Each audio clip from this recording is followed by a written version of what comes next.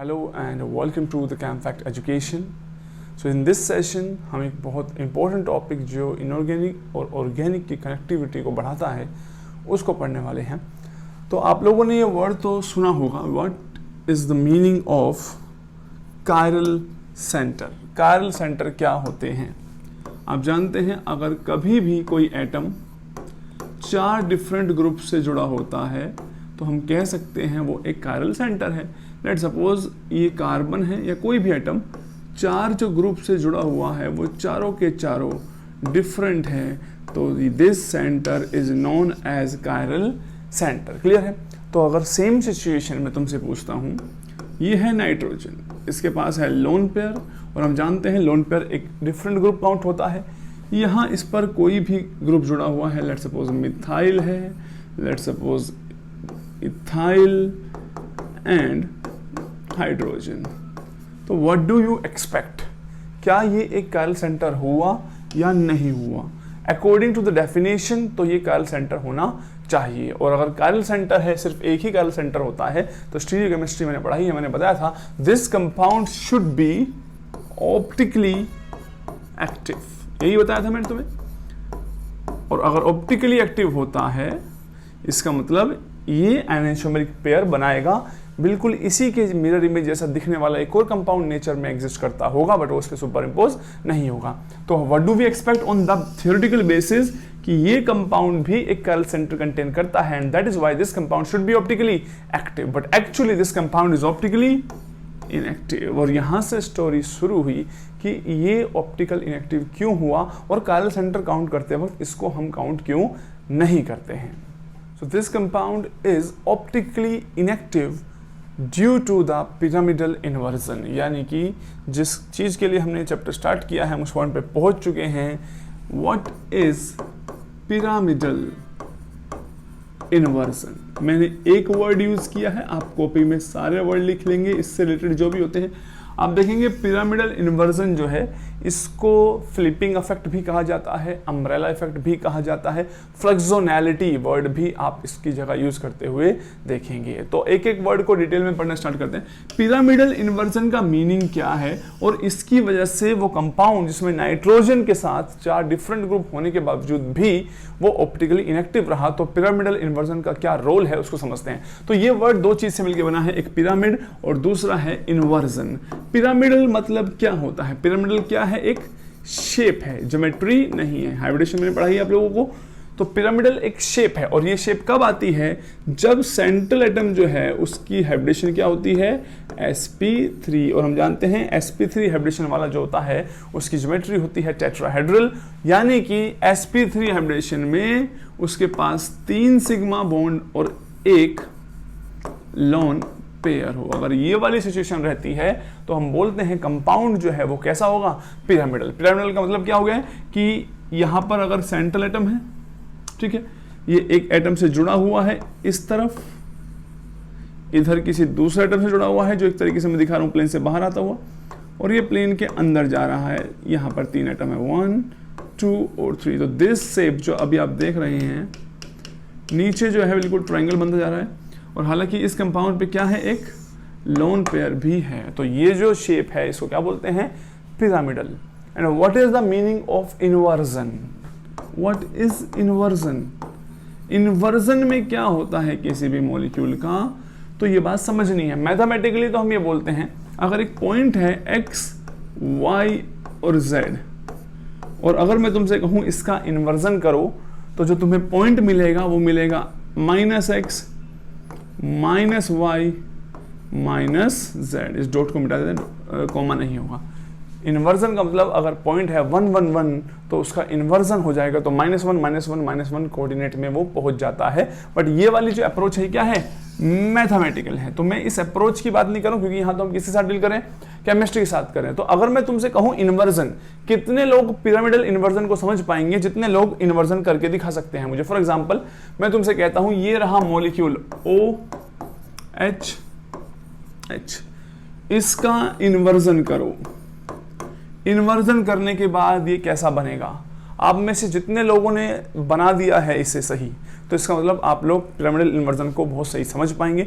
जो सही नहीं बना पाए हैं तो आप समझ लीजिए आपने हमेशा पिरामिडल इन्वर्जन को सिर्फ और सिर्फ रटा है, समझा कभी भी नहीं है। क्योंकि तुम अगर इस मॉलिक्यूल का इन्वर्जन नहीं कर सकते तो तुम अमोनिया का इन्वर्जन कहाँ से कर रहे हो, या किसी भी कंपाउंड का इन्वर्जन तुम्हें समझ में नहीं आ रहा होगा। तो इन्वर्जन का मतलब क्या होता है, कभी भी इन्वर्जन करना हो। हालांकि जो बच्चे ग्रुप थियरी पढ़ चुके हैं, मैंने कहा ही यार बच्चों को देखने के elements of symmetry, centre of symmetry वगैरह देखी होगी, तो सेंटर ऑफ इन्वर्जन या सेंटर ऑफ सिमेट्री भी इसे कहा जाता है।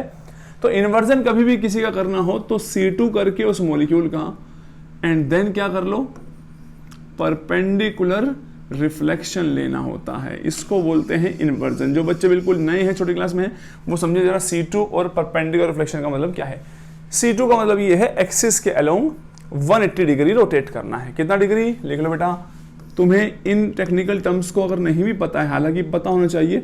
C2 का मतलब होता है इस एक्सिस के अलोंग 180 डिग्री पर रोटेट करना है, और जिस एक्सिस से रोटेट किया होगा उसके परपेंडिकुलर रिफ्लेक्शन लेने के बाद जो भी बनेगा वो इन्वर्जन है। फॉर एग्जांपल, अब मैं तुमसे कहता हूं ये रही तुम्हारे पास एक्सिस C2, इसके अलावा 180 डिग्री रोटेट करो। तुम जानते हो वाटर में अगर तुम 180 डिग्री रोटेशन करोगे तो वाटर बिल्कुल एज इट इज ही बना रहेगा, कोई चेंज नहीं होगा। भाई ये वाला hydrogen will change its position with this hydrogen. बात सुन रही है, यहाँ बीच में ऑक्सीजन है, हाइड्रोजन हाइड्रोजन एक्सिस है, वी विल रोटेट 180 डिग्री, तो ये दोनों हाइड्रोजन अपनी पोजिशन चेंज कर लेंगे।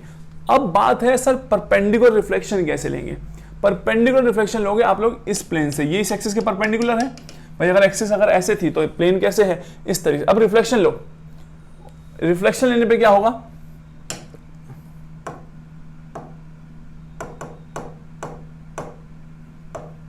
देखो मैं दोबारा बना देता हूं इसको।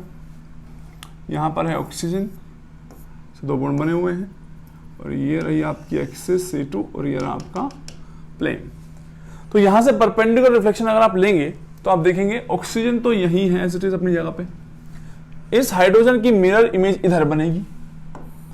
भाई शीशा रखा हुआ है, बीच में मिरर रखा हुआ है, ऐसे ही इस हाइड्रोजन की अगर यहां मिरर है तो बिल्कुल इमेज जो है इक्वल डिस्टेंस पे बनती है। शीशा तुम बचपन से देख रहे हो तो तुम्हें पता है कि how mirror works. This is how H2 is inverted. Inversion करने पर ये ऐसा दिखेगा। तो सेम चीज अब अमोनिया पर अप्लाई करनी है कि अगर अमोनिया पे इन्वर्जन हो जाता है तो वो कैसा दिखता है। तो आपके सामने मैं मॉलिक्यूल लिख रहा हूं, अमोनिया को छोड़िए, अमोनिया नहीं, आप एक काम करेंगे, मान लो नाइट्रोजन पर एक है लोन पेयर, यहां कोई ग्रुप है R1, यहां कोई ग्रुप है जो प्लेन से बाहर आ रहा है R2, और यहां एक ग्रुप है R3, और ये जो इनके बेस को जोड़ने से बन रहा है एक ट्रायंगल सा है, बिल्कुल इस ट्रायंगल के बीच से इस लोन पेयर को कंटिन्यू करते हुए जाती है आपकी एक्सिस। तो अगर मैं कह रहा हूं अगर इस मॉलिक्यूल में का इन्वर्जन होगा तो कैसे होगा, ठीक है। तो आप लोगों को क्या करना है, पहले इस पे C2 करना है। C2 करने के बाद जो भी मिलेगा उसका क्या कर देना है, परपेंडिकुलर रिफ्लेक्शन ले लेना। उसके बाद जो भी बनेगा, यानी अमोनिया का अगर इन्वर्जन होगा तो वो कैसा दिखेगा, अमोनिया नहीं दिस ग्रुप, ये 3 डिग्री अमीन है, तो इन्वर्जन होके कौन कैसा दिखता है, अगर तुम्हें पहले यही नहीं पता है तो तुम पहचानोगे कैसे कि इन्वर्जन हुआ है कि नहीं हुआ है। बात समझ आ रही है। तो इस प्रोडक्ट को बनाओ। तो अगर आप लोगों ने बना लिया है inversion product of this compound 3 degree amine, तो उसे मैच करते हैं और देखते हैं कितने लोगों ने सही किया। पहले मैं C2 करता हूं। अगर मैं इस एक्सिस के अलाउंग 180 डिग्री रोटेट कर देता हूं तो क्या होगा, यहां से देखो 180 डिग्री रोटेट करने पर बिल्कुल टाइम लो। अगर आप लोगों ने नहीं बनाया है तो कोई जबरदस्ती नहीं है, रोक दो वीडियो को, आराम से अपने आप इन्वर्टेड प्रोडक्ट बना के चलते हैं, क्योंकि मेन चीज समझने की है यहाँ पे, ठीक है। अब क्या होगा, ये जो R1 है ये इसी प्लेन में है जिसमें बोर्ड है, ठीक है। मान लो इस तरीके से जुड़ा हुआ है और ये वाली है एक्सिस इस तरीके से। इसके अलावा 180 डिग्री अगर एक्सिस को घुमाएंगे तो ये 180 पे घूम के इस तरफ आ जाएगा, रहेगा प्लेन में ही पर यहाँ जाएगा। मैं आपको दिखा देता हूँ किस तरीके की बात मैं कहना चाह रहा हूँ, ठीक है। देखो अगर this is your 3 degree amine molecule, ये लोन पेयर है, इसी एक्सिस के अलावा 180 डिग्री रोटेट करना है। तो जब 180 डिग्री रोटेट करूंगा तुम सिर्फ इसको देखो, क्योंकि बोर्ड जो है वो इस तरीके से यहाँ से प्लेन में जा रहा है, ये वाला प्लेन से बाहर नजर आ रहा है तुम्हें और ये वाला प्लेन के अंदर। तो ये 180 डिग्री रोटेट करने पे क्या होगा, ऐसे सिर्फ इस वाले को ऑब्जर्व करना है। किसको? इस वाले को। 180 डिग्री रोटेट करने पे ये इस तरफ को था प्लेन में, तो ये इस तरफ को आ जाएगा। अपने आप करके देखना, ये यहां आ जाएगा। क्लियर है? एक एक ग्रुप पर अप्लाई करो तो यू विल सी C2 करने पर R1 जो है बस इधर की जगह इधर पहुंच जाएगा, ये वाला ग्रुप। ये जो प्लेन से बाहर है वो आप लोगों को कहां नजर आएगा? जरा ध्यान से देखो, बहुत सिंपल चीज है, सबको अपने आप बनाते जाओ। अगर हमें टेक्निक पता है अप्लाई करने में तो खुद ही मजा आता है। देखो अब यहां से ये वाली एक्सेस, ये जो प्लेन था इसको 180 डिग्री रोटेट करोगे तो बेटा खुद सोचो, ये प्लेन से बाहर है ये वाला ग्रुप, तो 180 डिग्री रोटेट होने पे प्लेन के अंदर आ जाएगा। बात समझ आ रही है? और इसको भी साथ साथ देख लो, ये प्लेन के अंदर है, 180 डिग्री रोटेट होगी तो प्लेन से कहां जाएगा? बाहर आ जाएगा। तो अपने आप बिल्कुल उसको लो और 180 डिग्री घुमाओ लोन पेयर से पकड़ के, और देखो किसकी पोजीशन कहां पे आई है। अगर तुम लोगों को प्रॉब्लम है तो इनको आपस में जोड़ लो एक, या फिर टेट्राहेड्रल के मॉडल्स आते हैं वो परचेज कर लो जो तुम्हारा मन करे, क्योंकि सीखना तुम्हें, मुझे तो क्लियर है। इसको बांधने के बाद 180 डिग्री घुमा के देखो कौन सी चीज कहां आ गई है। बात समझ आ रही है? तो अगर आप लोग ऐसा करते हैं तो व्हाट विल यू ऑब्जर्व कि जो प्लेन से यहां बाहर आया हुआ था वो प्लेन से अंदर जाएगा इस तरीके से R2, और जो प्लेन के अंदर था वो प्लेन के बाहर नजर आएगा जस्ट लाइक दिस R3। तो ये हमने अब तक क्या किया है? इस पे हमने किया है इस पे अभी तक C2। अब हमें इसी मॉलिक्यूल पर परपेंडिकुलर रिफ्लेक्शन लेना है, और परपेंडिकुलर रिफ्लेक्शन लेने के बाद ये कैसा बनेगा? ये थी आपकी एक्सिस, तो परपेंडिकुलर रिफ्लेक्शन आप कहां से लेंगे? आंसर होगा सर इस वाले प्लेन से। तो जब आप रिफ्लेक्शन लेंगे तो आपको क्या ऑब्जर्व होगा? तो आप देखेंगे कि सर जो रिफ्लेक्शन करेंगे, जो लोन पेयर ऊपर था उसका अगर हम रिफ्लेक्शन करते हैं, मैं एक बार इसको थोड़ा सा सेट कर देता हूं, जूम आउट और कर देते हैं। क्या मैं इसको मूव कर सकता हूं? Let me check. ठीक है, अच्छा इसको ऐसे मूव कर देता हूँ मैं यहाँ पे, तो इस सारे को एक साथ इधर थोड़ा सा छोटा करके देते हैं। चलिए, तो वापस अगर हम परपेंडिकुलर रिफ्लेक्शन करते हैं तो क्या होगा? तो ये जो नाइट्रोजन था इसका लोन पेयर आप लोगों को यहां नजर आएगा। क्लियर है बात? अच्छा अब ध्यान से देखो, अगर एक एक टेट्राहेड्रल यूनिटी है एक तरीके से, ये आप लोग कहां से रिफ्लेक्शन ले रहे हैं? प्लेन आपका इस तरीके से गया हुआ, इस तरीके से, तो जो लोन पेयर था उसका रिफ्लेक्शन बिल्कुल नीचे आया। खुद ही सोचो, अब ये जो R1 है ये यहां पे है इस तरीके से यहां, और प्लेन तो वहां रखा हुआ है यहां इस तरीके से। तो अगर एक प्लेन इसकी मिरर इमेज लेगा तो बिल्कुल ऊपर यहीं पे नजर आएगी। अरे यार शीशे से इमेज कहाँ बनती है? अगर मिरर होता है सामने तो मैं जितनी दूर यहाँ पे हूँ मेरी मिरर इमेज बिल्कुल पीछे बनेगी उतनी ही दूरी पे। तो ये है आपका प्लेन, ये है मिरर, ये है एक R1, तो इसकी इमेज आएगी ऊपर R1 की तरह, यानी कि R1 यहाँ नजर आएगा। दूसरी बात, R3 को देखो, R3 इस तरीके से प्लेन से बाहर आ रहा है, लेकिन मिरर कहाँ पे है? यहाँ इस तरीके से।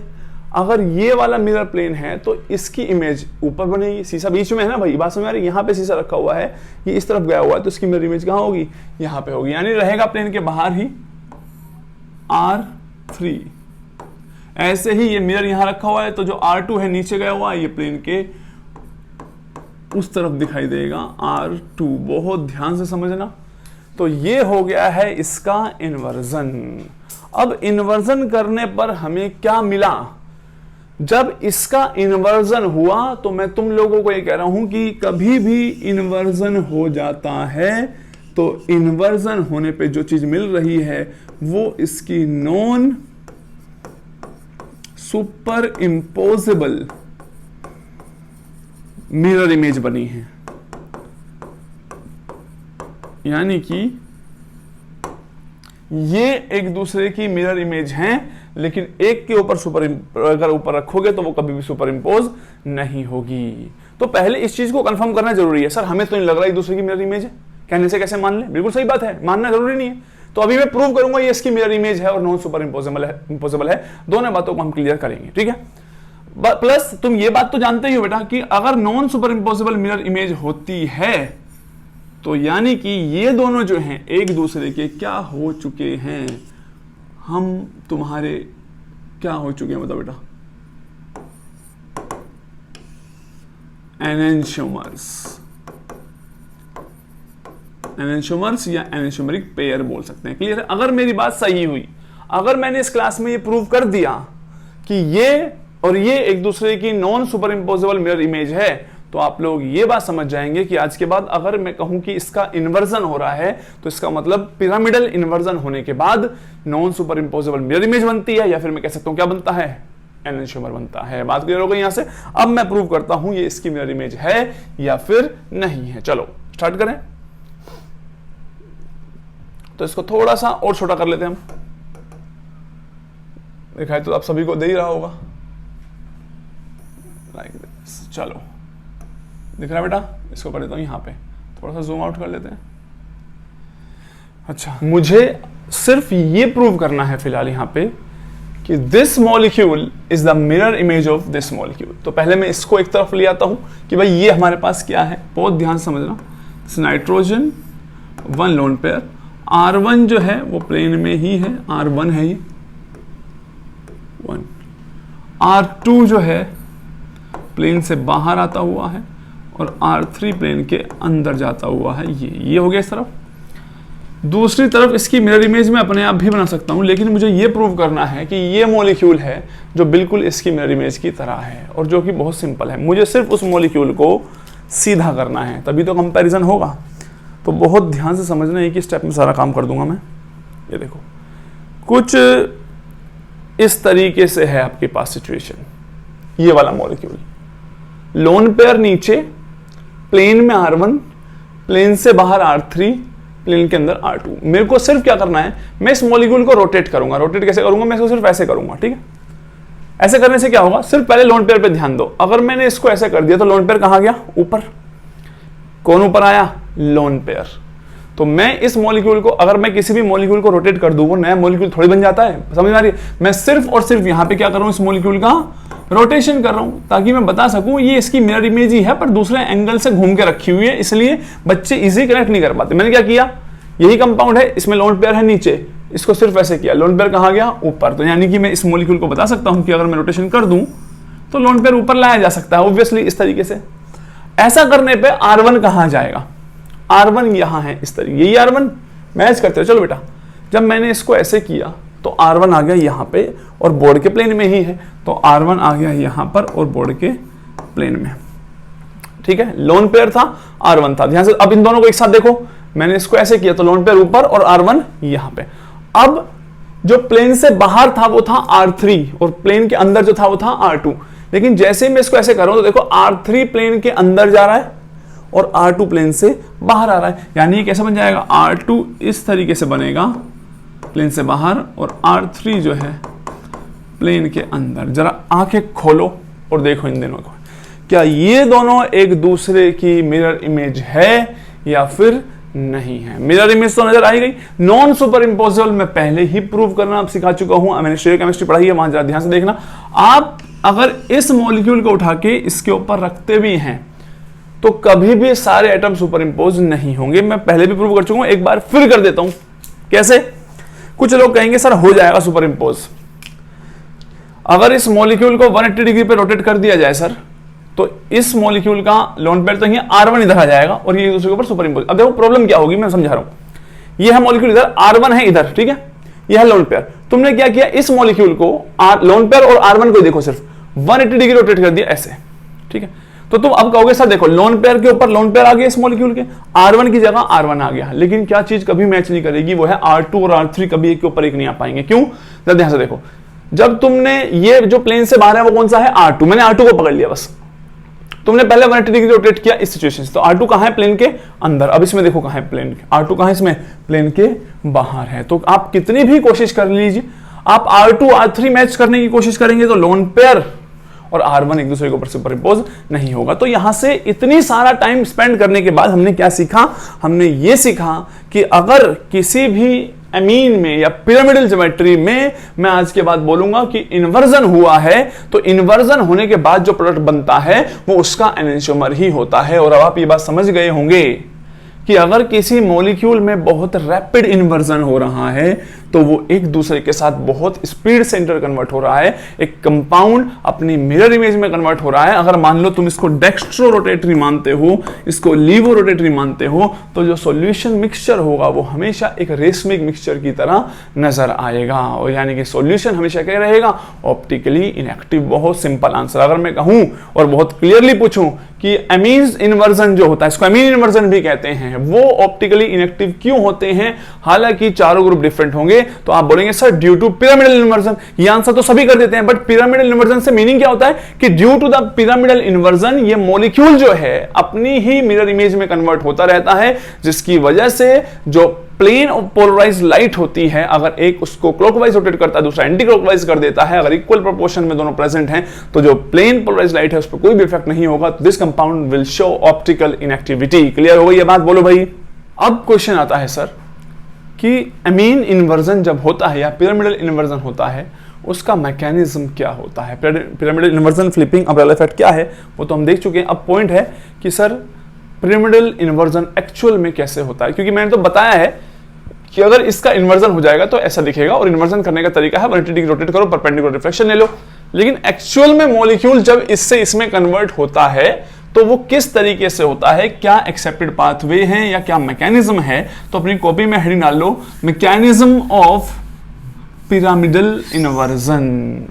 तो पिरामिडल इन्वर्जन में मैं सिर्फ और सिर्फ इस बात को फोकस करूंगा कि ये वाली जो चीज है, इसको पहले हम बीच में करते हैं, थोड़ा सा मैग्नीफाई करते हैं। देखो, आपको यह समझना है कि यहां से यहां जाते वक्त जब भी पिरामिडल इन्वर्जन होता है, सेंट्रल एटम जो है उसकी हाइब्रिडेशन क्या होती है, sp3। तो इन्वर्जन का जो मैकेनिज्म है, जब भी तो कोई तुमसे अगर सब्जेक्टिव पेपर में कहेगा कि किस तरीके से इन्वर्जन एक्चुअल किसी मॉलिक्यूल में होता है, तो आप ये समझेंगे कि जो ये लोन पेयर देखो इस साइड से इस नीचे की साइड को निकल रहा है, यानी किसी ने लोन पेयर को ऊपर से दबाना शुरू किया और नीचे से निकलना शुरू किया। यही होता है इन्वर्जन में, यही हो रहा है। इसका मतलब बहुत छोटी छोटी ट्रांजिशन स्टेट्स बनती जाएगी, लोन पेयर जो है वो अंदर की तरफ जाता रहेगा, ठीक है। तो कुल मिला के बात ये है कि बीच में एक ऐसी स्टेज आएगी जब लोन पेयर इस तरीके की सिचुएशन में हो जाएगा, यानी कि मान लो R1 इस तरफ है, R2 जो है प्लेन से बाहर था, लेकिन इसको इस तरीके से बना दिया मैंने, प्लेन से बाहर है अब भी, और ये कैसा है R3। अब ये बात ध्यान रखना, ये तीनों एक प्लेन में आ चुके हैं। मान लो, कैसे मैं समझा रहा हूं, बहुत से जिन पे मैं कह रहा हूं सिर्फ उन पे फोकस करना है आप लोगों को कि मैंने इसको ऐसे बनाया है, क्या ये प्लेनर मॉलिक्यूल बना दिया? यस। तो नाइट्रोजन बीच में है, यहां R1 है, बाहर आता हुआ R2 है और अंदर आता हुआ R3 है, ये वाली सिचुएशन। ये तीनों क्या हो जाते हैं, प्लेनर। जब इन्वर्जन हो रहा होता है तो बीच में एक ऐसी स्टेज भी आती है, और जो लोन पेयर है वो कुछ टाइम के लिए अगर ध्यान से सोचा जाए तो इस तरीके की सिचुएशन क्रिएट करता है, यहां पर प्रेजेंट होगा। और जब ये यहां पर प्रेजेंट होगा तो मैं कह रहा हूं कि ये nitrogen kind of sp2 hybridise नजर आ रहा है। और जो लोन पेयर है वो अगर ये sp2 हाइब्रिडाइज्ड है तो आप जानते हैं हाइब्रिडेशन मैंने पढ़ा है, एक sp2 ऑर्बिटल नाइट्रोजन का इधर होगा, एक इधर होगा और इधर होगा। तो ये वाले जो ऑर्बिटल हैं ये कौन से हैं? आंसर है सर जी ये तो है प्योर p ऑर्बिटल। तो यानी कि और फिर क्या हो जाएगा, यहां से ये, फिर यहां से फाइनली ये। तो this is your transition state जो हम एज्यूम करते हैं कि बीच में कहीं बनी होगी, R2। तो क्वेश्चन ये हो सकता है तुमसे, सारी कहानी इसी के अंदर है कि जब पिरामिडल इन्वर्जन होता है तो ट्रांजिशन स्टेट में नाइट्रोजन की हाइब्रिडेशन क्या होती है? Answer is sp2। ये पूछा सकता है कि लोन पेयर जो है वो कौन से ऑर्बिटल में प्रेजेंट होगा? Answer is pure p orbital. And then complete inversion पे क्या बन जाएगा? ये बन जाता है। तो मैकेनिज्म से सिर्फ इतनी ही सी ही बात तुमसे पूछी जा सकती है। बात समझ आ रही? बहुत सिंपल और इजी क्वेश्चन मैं बता रहा हूं। तो अगर इस टाइप की शेप हो कि उस मॉलिक्यूल में पिरामिडल इन्वर्जन कंटिन्यूअसली हो रहा हो और मैं पूछूं कि इसकी शेप कैसी है या अमोनिया की शेप क्या होगी, तो आप लोगों के लिए ज़्यादा बेटर वर्ड होगा कि पिरामिडल इन्वर्जन की वजह से, ये बात लिख लेना कि जो शेप ऑफ अमोनिया है, बहुत करेक्टली बोलेंगे तो डायनामिक पिरामिडल वर्ड यूज करेंगे, डायनामिक पिरामिडल। ठीक है, ये पिरामिड तो है बट इन मोशन, चेंज होता जा रहा है। ठीक है, प्लस ये जो शेप है स्टीरियोकेमिकली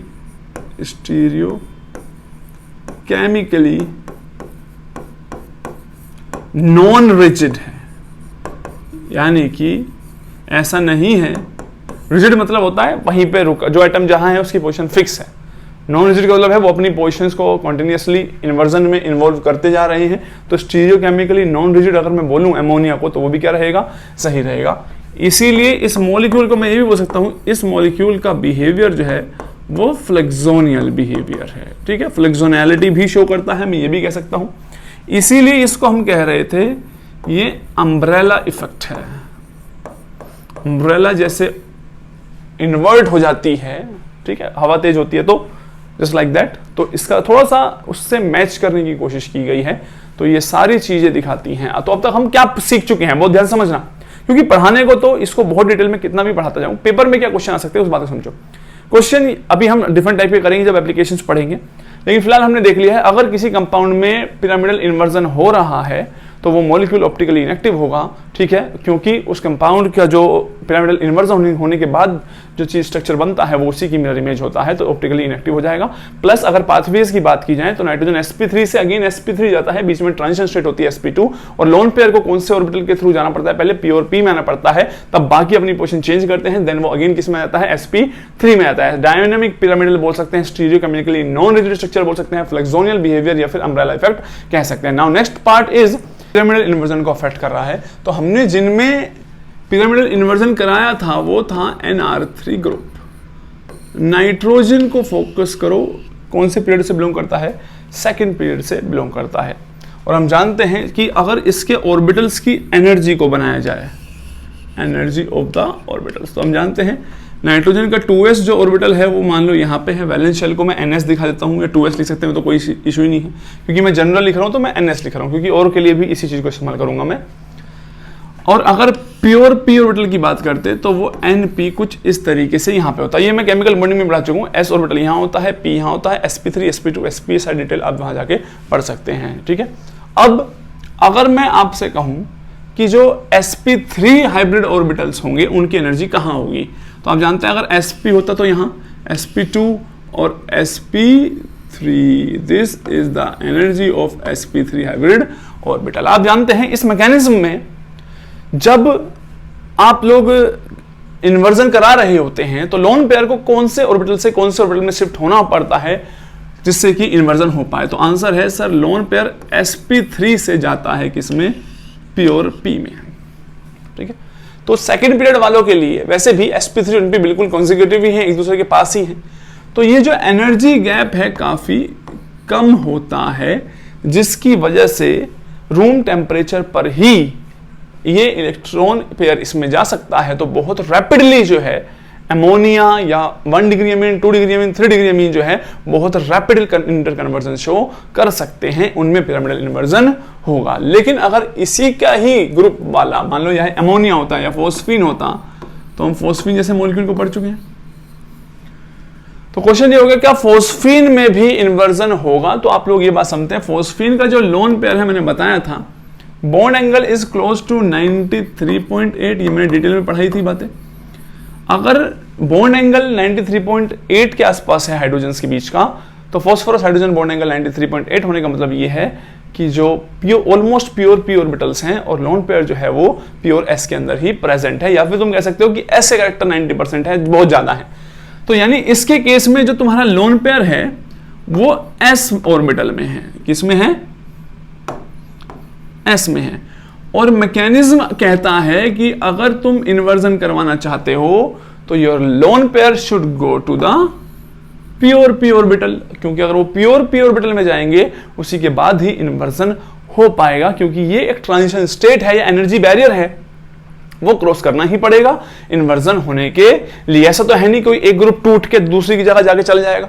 अगर एक मॉलिक्यूल ही अपनी रीअरेंजमेंट कर रहा है तो उसके बीच का एक स्टेप आ रहा है, हम कह रहे हैं ये स्टेप तो अचीव करना ही पड़ेगा इसको, तभी ये दूसरे में कन्वर्ट हो पाएगा। तो वो स्टेप अचीव करना इसके लिए फिजिबल नहीं हो पाएगा, क्योंकि जो एनर्जी गैप है क्या हो जाता है, बढ़ जाता है। तो अगर central atom third fourth fifth period के होते हैं तो उस केसेस में गैप काफी ज्यादा होता है, और स्पेशली इसमें तो हम जानते हैं हाइब्रिडेशन ड्राइव कंपाउंड है, तो बहुत कम अमाउंट ऑफ हाइब्रिड ऑर्बिटल यानी कि पी कैरेक्टर्स के अंदर प्रेजेंट होंगे, तो एनर्जी गैप काफी ज्यादा हो सकता है। इसलिए आप समझेंगे कि जो पिरामिडल इन्वर्जन है वो सिर्फ एमीन्स में ऑब्जर्व हो सकता है, अमोनियम हो सकता है, pH3 में ऑब्जर्व होने की कोई चांस नहीं है, ASH3 में कोई चांस नहीं है, SbH3 में कोई चांस नहीं है। कुछ लोग एक और एग्जांपल भी अपने आप लेते हैं कि सर सल्फोक्साइड, तो अगर मैं सल्फोक्साइड को भी ले लूँ बेटा, मान लो एक लोन पेयर, क्योंकि ये भी क्या बन गया है 2R, R1 R2, तो इसमें भी वही थर्ड पीरियड वाला ग्रुप आ गया है। तो जो एनर्जी बैरियर है, देखो हम कैसे बताएंगे,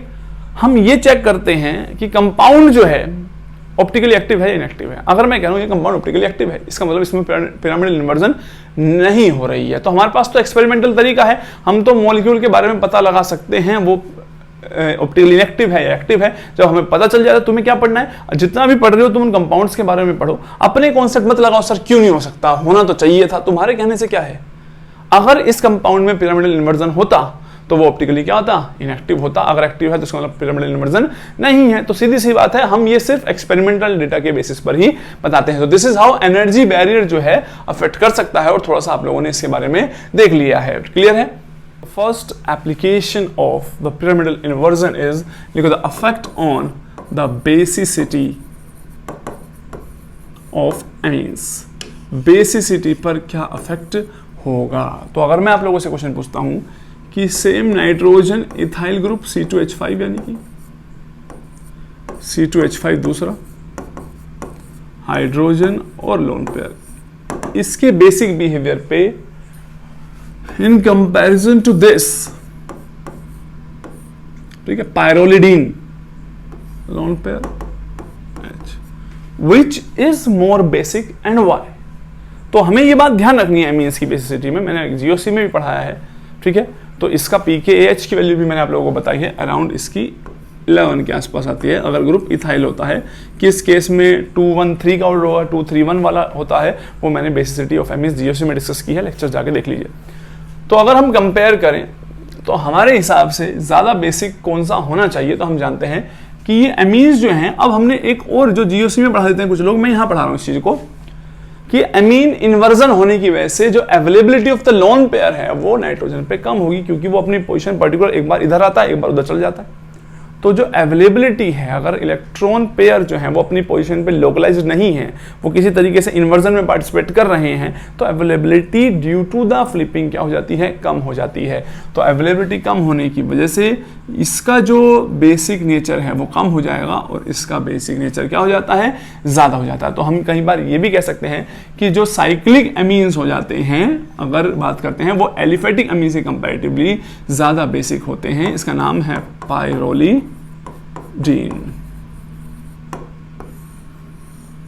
ठीक है। लेकिन इसको तुम हमेशा भी ट्रू नहीं मान सकते हो। कब ट्रू नहीं मान सकते हैं, तो अगर मैं तुमसे, देखो ये वैसे तो मोस्ट ऑफ द टाइम जो क्वेश्चन आएंगे आप लोग सारे सही कर देंगे, जो मैं करूं सिर्फ उनको बहुत ध्यान से सुनते जाओ। अब मेरी बात सुने, अगर मैं तुमसे कहूं कि इस रिंग की बात करो N, the lone pair H, now compare this compound with this C2H5 and C2H5। अब भी हमारे दिमाग में दो बातें चल रही होंगी कि सर इसमें पिरामिडल इन्वर्जन अगर हो रहा होगा तो जो availability of the lone pair है वो क्या हो गई होगी, काफी कम हो गई होगी इसके कंपैरिजन में, क्योंकि इसकी रिंग बहुत छोटी है। तो जो रिंग वाले कंपाउंड होते हैं उसमें फ्लिपिंग का रेट बहुत ही कम हो जाता है, ठीक है। But the correct answer is, जो इसका पीके है, जो मैं हमेशा डेटा के साथ चलता हूं, 7.9 के पास है पीकेएच। और हमें ज्यादा, ये वैल्यू जितनी ज्यादा होती है वो तो ज्यादा क्या होता है, बेसिक होता है। तो इसकी वैल्यू काफी क्या हो गई है, इससे काफी कम हो गई है। उसका रीजन क्या है कि तुम सिर्फ फ्लिपिंग को ऑब्जर्व कर रहे हो, लेकिन ये वाली बात तुम भूल गए कि यहां जो थीटा है वो 60 डिग्री के आसपास है। अगर थीटा 60 डिग्री के आसपास है यानी ये कम है, तो मैं 2 बार पढ़ चुका हूं जीओसी में भी और केमिकल बॉन्डिंग में भी, कि जो लोन पेयर होंगे they will be rich in percentage S character. और एस कैरेक्टर में रिच होने का मतलब है डायरेक्शनल कैरेक्टर क्या है, इनमें बहुत कम हैं और लोअर एनर्जी के हैं और इजीली डोमिनेट नहीं होते हैं। तो इस केस को ध्यान रखना, बेसिक स्ट्रेंथ एलिफेटिक वालों की भी साइक्लिक वालों के कंपैरिजन में क्या हो सकती है, ज्यादा हो सकती है, जैसे ये वाला केस है। बाकी अगर 4 मेंबर्ड हो, 3 मेंबर्ड हो, 6 मेंबर्ड हो, उनके केस के कंपैरिजन में जो ये वाला है वो हमेशा क्या रहेगा, कम बेसिक रहेगा। लेकिन अगर 3 मेंबर्ड वाली आ गई है तो उसके केस में क्या हो जाएगा, ये ज्यादा बेसिक हो जाएगा। ठीक है, मैं अभी सारी चीजें कराऊंगा, टेंशन मत लो। फॉर एग्जांपल पहले मैं इसी को लेकर देता हूं। मान लो तुम्हारे पास 3 मेंबर्ड रिंग है, ठीक है, H है सबके पास ऑब्वियसली। ऐसे ही 4 मेंबर्ड रिंग भी हो सकती है, लोन पेयर और H है, मान के चलना भाई, मैं एक्चुअली दिखा रहा हूं। 5 मेंबर्ड रिंग है एंड 6 मेंबर्ड रिंग है। This is very very important question. इनके नाम है, दिस इज पिप्रिडीन, लिख लेना, this is pyrrolidine, this is aziridine, spelling देता हूं AZI डीन, पीके 7.9 के आसपास है। दिस इज एजाइटिडीन, टी है इसमें, एजेटाइडीन, TI, ठीक है। दिस इज पायरोलिडीन, लिख लो पायरोलिडीन, एंड दिस इज पिप्रिडीन।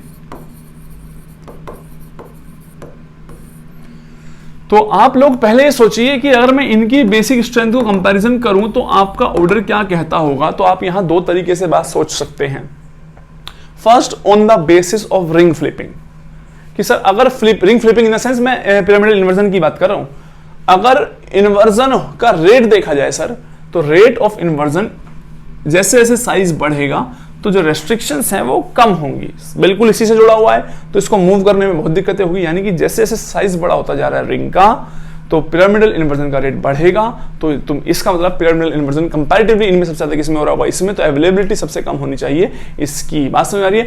तो जो पिरामिडल इन्वर्जन है वो तो इस बात को हाईलाइट कर रहा है कि ये होना चाहिए सबसे ज्यादा basic, then this and this, क्योंकि लोन पेयर की अवेलेबिलिटी कम होती जा रही है। लेकिन एक फैक्टर और है जो यहां वर्क कर रहा है, जो हमें, जिसको हम नेग्लेक्ट नहीं कर सकते, कि ये जो बॉन्ड एंगल है ना बेटा, ये बॉन्ड एंगल काफी कम है और ये बॉन्ड एंगल बढ़ते जा रहे हैं। अगर बॉन्ड एंगल 60 डिग्री ये वाला है तो ये परसेंटेज एस कैरेक्टर में सबसे रिच है, ये वाला लोन पेयर रिच है, तो इसकी अवेलेबिलिटी सबसे कम होनी चाहिए। तो ये सबसे कम बेसिक, ये ज्यादा बेसिक, ये ज्यादा बेसिक और ये ज्यादा बेसिक, तो दोनों फैक्टर आपस में एक दूसरे क्या जा रहे हैं, अगेंस्ट जा रहे हैं। और हमेशा पूरी केमिस्ट्री में पढ़ाता हुआ आ चुका हूं तुमसे, मेरे से 50 बार बात सुन रहे हो, अगर कोई 2 चीज एक दूसरे का अफेक्ट कर, एक दूसरे को अफेक्ट यानी कि कैंसिल आउट करते हो या अगेंस्ट डायरेक्शन में जा रहे हो, तो कौन सा फैक्ट डोमिनेटिंग होगा। तो उसका आंसर होता है सर वो हम सिर्फ एक्सपेरिमेंटली बता सकते हैं, हमें नहीं पता कौन सा फैक्ट कहां पे कितना ज्यादा डोमिनेटिंग, क्योंकि बॉन्ड एंगल बढ़ता जा रहा है। ठीक है, बॉन्ड एंगल बढ़ता रहेगा तो इसका मतलब एस फैक्टर्स में कम होंगे तो डोनेशन बढ़ेगा, सबसे अच्छा बेसिक। लेकिन रिंग फ्लिपिंग यानी पिरामिडल इन्वर्जन बढ़ता जा रहा है तो इसके कम होने चाहिए थे, दोनों फैक्टर अपोज कर रहे हैं, तो करेक्ट ऑर्डर, इसीलिए वेरी वेरी इंपॉर्टेंट क्वेश्चन हो गया है। तो एक्चुअल में तो यार जितने भी बॉक्स के डाटा देखोगे ये ऑलमोस्ट दोनों 5 मेंबर्ड और 4 मेंबर्ड बिल्कुल बराबर दिए जाते हैं। ठीक है, लेकिन फिर भी कंपैरेटिवली थोड़ा सा ये ज्यादा मान के चलेंगे। ठीक है, क्योंकि इसकी वैल्यू किसी बुक में आप देखेंगे, आपका काम भी यही है कि अच्छी बुक्स जो है उनमें इसकी पीकेएच की वैल्यू ढूंढिए। जो मेरे पास जो डेटा है उसमें ये 7.9 है और जो एजेटिडीन है वो 11.29 है। अब कुछ बुक इसका 11.29 से थोड़ा सा ज्यादा यानी कि 298 दिखा देती है, मैं 11.3 मान के चल रहा हूँ फिलहाल इसको। और जो पिप्रिडीन है उसकी एग्जैक्ट वैल्यू 11.2 है पीकेएच वैल्यू। तो पीकेएच जितना ज्यादा होता है बेसिक नेचर उतना ज्यादा होता है। इस बेसिस पे आंसर अगर आप करेंगे तो आप जानते हैं सबसे कम बेसिक जो है वो 3 मेंबर रिंग है, यानी 3, उससे ज्यादा कौन है, ये है 4, ये है 5 और ये है 6, उसके बाद है 6, उसके बाद है 4 और उसके बाद क्या है 5 है। तो बहुत ही इंपॉर्टेंट हो गया है, बात समझ रही है। और अगर हम बात करते हैं पिछले वाले एग्जांपल के, जिसमें अगर मैं इसी क्वेश्चन में इसको भी ऐड कर दूं, किसको, इस वाले को, और इसका कितना था 11 था, तो ये 2 डिग्री अमीन जो है ये कहां पे आ जाएगा 11 वाला, यानी कि इससे तो ज्यादा बेसिक है लेकिन इन सब से क्या हो जाएगा, कम बेसिक हो जाएगा। और बहुत ही इंपॉर्टेंट क्वेश्चन है और बहुत ही इंपॉर्टेंट कॉन्सेप्ट है। कई बार हमने कॉन्सेप्ट पढ़े ही नहीं होते हैं, हम रैंडमली एक ही कॉन्सेप्ट पढ़ गए। जहां मैंने जीओसी में पढ़ाया वहां मैंने अभी इन्वर्जन की बात ही नहीं की थी, वहां सिर्फ हम किस बेसिस को देख रहे थे, एस फैक्टर। तो सब बच्चे यही है, जिसको जितनी ज्यादा नॉलेज होगी वो उतने सारे फैक्टर वहां अप्लाई कर सकता है। लेकिन जब एक से ज्यादा फैक्टर अप्लाई हो रहेंगे तो याद रखना जो फैक्ट है वही तुम्हारा ब्रह्मास्त्र है और वही तुम्हें हेल्प कर सकता है। वहां कॉन्सेप्ट हम जितने भी बनाते हैं, यहां मैंने तुम्हें क्या बता दिया, तो ध्यान रखना बेटा, इसीलिए मैं वैल्यूज लिखवाता हूं, किसी दूसरे से कंपेयर करनी पड़े तो इन वैल्यूज को ध्यान रखो, इससे हमें एक आइडिया लगता है किस रेंज में ये अमीन्स हैं। जीओसी तुम पढ़ोगे तो और ज्यादा स्ट्रॉन्ग हो जाएगा। तो बेसिसिटी पे इफेक्ट हो सकता है। अब एक क्वेश्चन दे रहा हूं, देखो, यानी कि कुछ क्वेश्चन तो फैक्ट बेस्ड होंगे जिससे तुम्हारे जो बेसिक हैं वो बिल्ड होंगे, लेकिन कुछ क्वेश्चंस ऐसे पेपर में आएंगे जिनको तो अपने आप कॉन्सेप्ट जो सीखा है उसको अप्लाई करके सही आंसर कर सकते हो। अगर मैं तुमसे पूछूं कि इनमें बेसिसिटी का ऑर्डर क्या होगा, ये 3 डिग्री अमीन है, ठीक है, बिल्कुल इसी से मिलता हुआ क्यूनोक्लिडीन मैंने पढ़ाया है जीओसी में भी, ये है। And now we have one more compound which is this, और मैं हाईलाइट कर देता हूं, दोनों के बीच में डिफरेंस है ये वाला। तो बेसिक स्ट्रेंथ का ऑर्डर क्या होगा इन ए, बी और सी। तो ये जो कॉन्सेप्ट है ये आप लोग अपने आप अप्लाई कर सकते हैं, और कॉन्सेप्ट अप्लाई करोगे तो जो आंसर आएगा वो बिल्कुल सही आएगा, क्योंकि इसको कॉन्सेप्चुअली आंसर करना है, इसमें कोई फैक्ट वाली बात नहीं है। बताओ बेटा,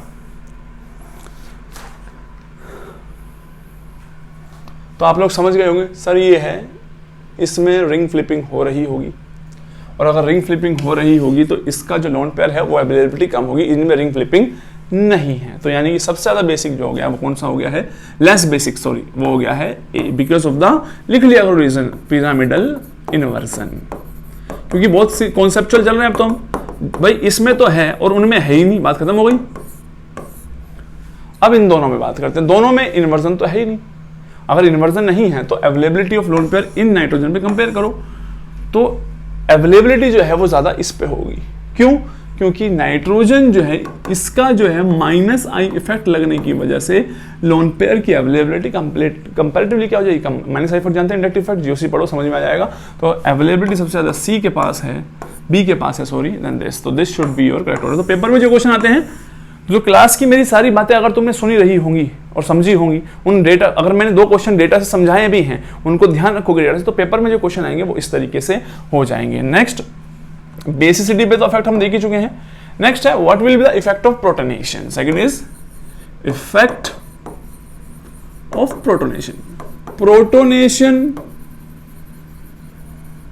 होने से क्या इफेक्ट होगा इन पर, यानी कि अगर मेरे पास था अमीन, या फिर मान लो R1, R2 और R3, प्रोटोनेशन या कोई भी ग्रुप आके अगर इस पे जुड़ता है, मान लो R+ आगे जुड़ जाता है, तो ये अगर इस टाइप कुछ बन जाता है, यानी कोई भी H+ को दे दे या किसी R+ को डोनेट कर दे, R4 मान लेते हैं, तो मान लो ये इसके साथ जुड़ गया R4+, R1, R2, R3।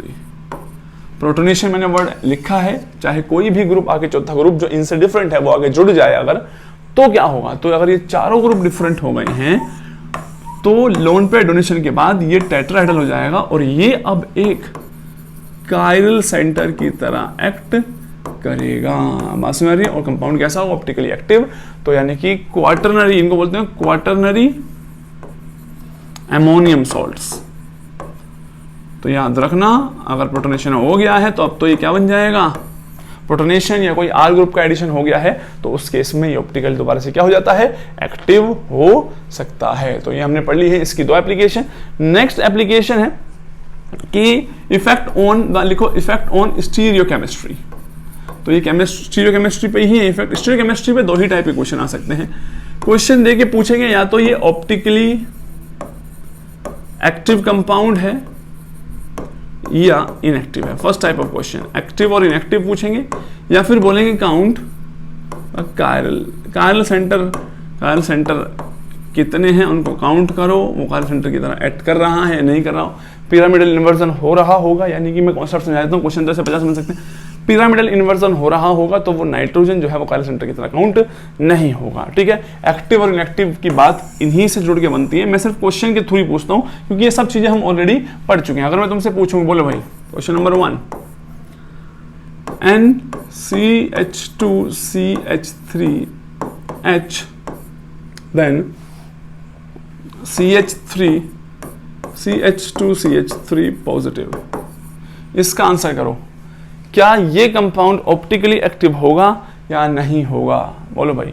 तो बहुत सारे बच्चे क्या करते हैं, ओहो सर ये तो क्वाटरनरी अमोनियम सॉल्ट आ गया, ये तो होना ही चाहिए। बेटा ये तो देख लो, इसमें 2 ग्रुप क्या कर दिए मैंने, सेम। अगर दो ग्रुप सेम कर दिए तो कायरल सेंटर नहीं है, ना तो एक कायरल सेंटर है ना ही ऑप्टिकली एक्टिव रहेगा। तो बहुत ध्यान से समझना, जल्दबाजी बिल्कुल भी नहीं करें। पेपर में एग्जामिनर तुम्हारी इन्हीं चीजों को वेट कर रहा होता है कि तुम बस जल्दी से वो देख लो जो तुम्हारे टीचर ने कह के भेजा है या जो वो दिखाना चाहते हैं, कि उस प्लस को बहुत बड़ा सा लिख देंगे और लिख भी देंगे क्वेश्चन में, this is the quaternary ammonium salt, इसके बारे में बताओ। तो याद रखना ये सारे कॉन्सेप्ट मिक्स होके ही आएंगे। तो अगर मैं इसकी बात करता हूँ, मानो दिस, अब तो आप कर ही देंगे, ई है इधर मान लो, ये है ई टी है, इधर कोई भी ग्रुप जुड़ा हुआ है मान लो, चौथा अलग है इससे, तो बोलो क्या ये कंपाउंड ऑप्टिकली एक्टिव होगा या नहीं होगा।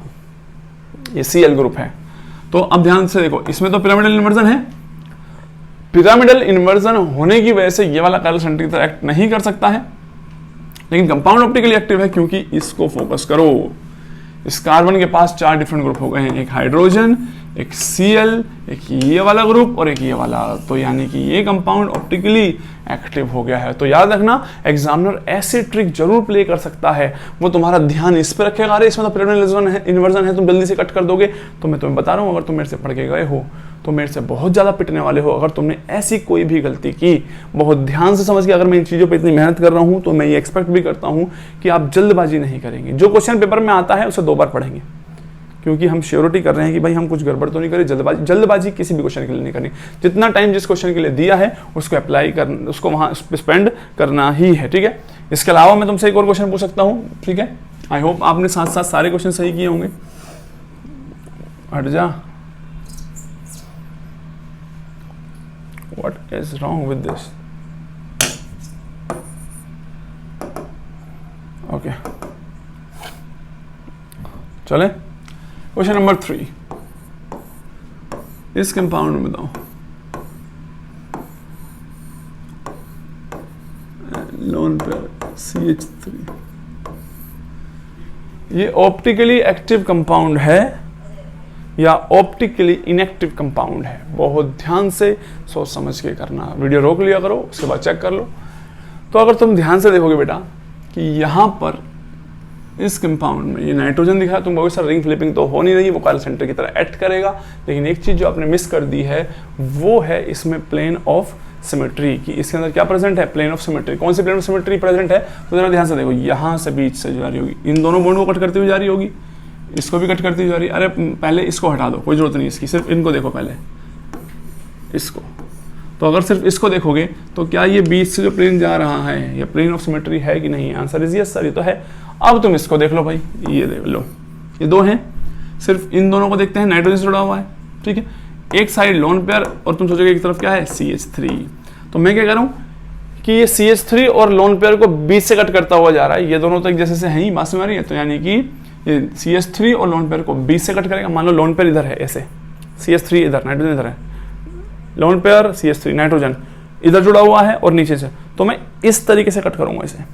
तो यानी कि इस कंपाउंड में प्लेन ऑफ सिमेट्री प्रेजेंट है, that is why optically inactive. मैंने क्या सिखाया इतनी देर से तुम्हें, मैंने तुम्हें इतनी देर से ये सिखाया कि एमीन्स देखते ही बावड़े मत हो जाना कि इन्वर्जन के ऊपर सवाल आ गया है, अब तो कर ही देंगे, सामने पूरा डिटेल में पढ़ रखा है। तो याद रखना, वो जानबूझ के इसको हाईलाइट करेंगे लेकिन दिमाग उनका कहीं और चल रहा होगा। कायरल सेंटर्स काउंट करने की बात हो तो आप जानते हैं कितने हो सकते हैं, ये कायरल सेंटर है एक, ये कायरल सेंटर है और ये भी कायरल सेंटर की तरह एक्ट करता हुआ नजर आएगा। क्लियर है। यहाँ पे अगर मैं कोई और ग्रुप जोड़ दूं, मान लो ET, तो ये भी क्या जनरेट हो जाएगा, एक कायरल सेंटर बन जाएगा। तो दिस इज हाउ द जो plane of symmetry, centre symmetry है, ऑप्टिकल एक्टिविटी को अफेक्ट कर सकता है। एंड लास्ट जिसका आप वेट कर रहे हैं वो है कि सर आप ये बताइए कि हाइड्रोजन बॉन्डिंग जो है वो कैसे अफेक्ट कर रही है यहाँ पर इसके स्टीरियोकेमिस्ट्री को, या फिर फ्लिपिंग जो है या पिरामिडल इन्वर्जन को कैसे अफेक्ट कर रहा है। तो ध्यान से देखो, let's suppose this is a compound, not suppose, ये तो है ये कंपाउंड, यहाँ पर OH ग्रुप जुड़ा हुआ है, यहाँ पर भी OH है, और ये CH2 CH3 ये जुड़ा हुआ है, इस 2 कार्बन के थ्रू जुड़ा हुआ है नाइट्रोजन से। नाइट्रोजन एक 3 मेंबर्ड रिंग के साथ जुड़ा हुआ है, इसके पास एक लोन पेयर है और ऑब्वियसली एक क्या प्रेजेंट होगा, इसके पास लोन पेयर ही प्रेजेंट होगा बस, और क्या होगा, 3 बॉन्ड बना सकता है। तो इस केस में आप देखेंगे इसमें, और कंपैरिजन करने के लिए हमेशा दूसरी चीज तो मिलेगी।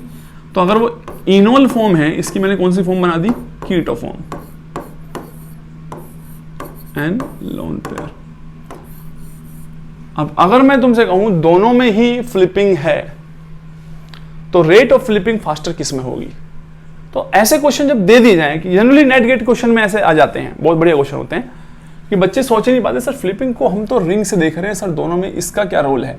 तो अगर आप इसको थोड़ा सा ध्यान से देखेंगे, इसका जो ये ग्रुप था OH, तो हाइड्रोजन बॉन्डिंग होने की वजह से ये लोन पेयर इसके साथ जुड़ गए हैं, एक तरीके से और रेस्ट्रिक्शंस बढ़ गई हैं।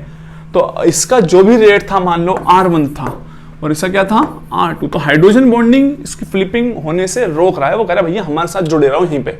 इसमें सच अगर हाइड्रोजन बॉन्डिंग नहीं है तो इसमें रेट ऑफ फ्लिपिंग क्या हो जाएगी, फास्टर हो जाएगी। तो this kind of question can be asked in exam, और बहुत टाइप के क्वेश्चन बनाए जा सकते हैं, लेकिन मेरे को ऐसा लगता है कि जितना मैंने बता दिया है वो मोर देन सफिशिएंट है।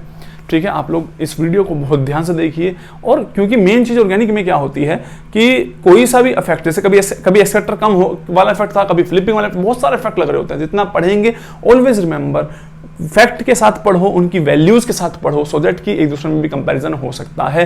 रैंडमली किसी ने कह दिया इसमें इसकी बेसिसिटी ज्यादा है, मानने की जरूरत नहीं है। गो एंड चेक, अच्छी बुक्स में उनके डेटा देखो, देन, क्योंकि डेटा को कोई हरा नहीं सकता है। बात समझ आ रही है। एक्सप्लेनेशन तो हम फिर सोचेंगे क्या होगा, बात समझ आ रही है। और पेपर में स्कोर करने के लिए फैक्ट केमिस्ट्री का बैकबोन है, चाहे वो कोई भी केमिस्ट्री का पार्ट हो। तो बेस्ट ऑफ लक, ये पार्ट हमने कवर कर लिया है। कोई भी डाउट हो तो, कोई भी चीज में डाउट हो तो इसी वीडियो के नीचे कमेंट कर सकते हो।